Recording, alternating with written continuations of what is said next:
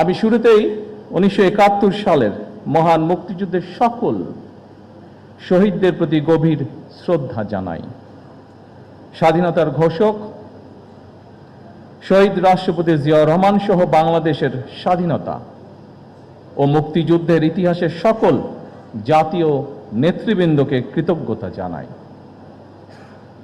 যে কথাটি আমি আপনাদের সামনে বলেছিলাম সেটি ছিল এমন, সেটি হলো অতীত নিয়ে সবসময় পড়ে থাকলে এক চোখ অন্ধ, আর অতীতকে যদি আমরা ভুলে যাই তাহলে আমাদের দু চোখই অন্ধ।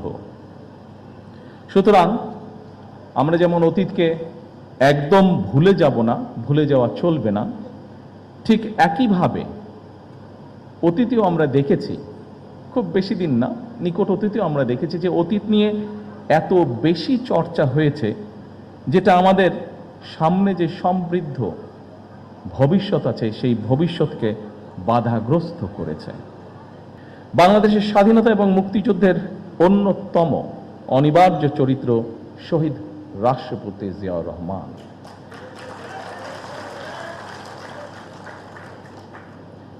আমরা দেখেছি অতীতে যেভাবে শহীদ জিয়াউর রহমানকে, তার অবদানকে, তার কাজকে খাটো করার চেষ্টা করা হয়েছে, এর থেকেই প্রমাণিত হয়েছে শহীদ রাষ্ট্রপতি জিয়াউর রহমান অবশ্যই বাংলাদেশের মুক্তিযুদ্ধের একজন অনিবার্য চরিত্র।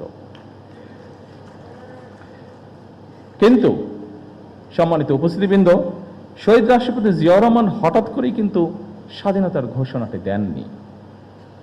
শহীদ জিয়া প্রথম জীবনে অবশ্যই একজন রাজনৈতিক কর্মী ছিলেন না, তিনি একজন সামরিক সৈনিক ছিলেন। তবে তিনি বাংলাদেশের স্বাধীনতার যে স্বপ্ন, সেটি যে তার মনের মধ্যে সেই বোধ শক্তির পথ থেকে লালন করতেন, এটি কিন্তু তার একটি লেখায় ফুটে উঠেছে।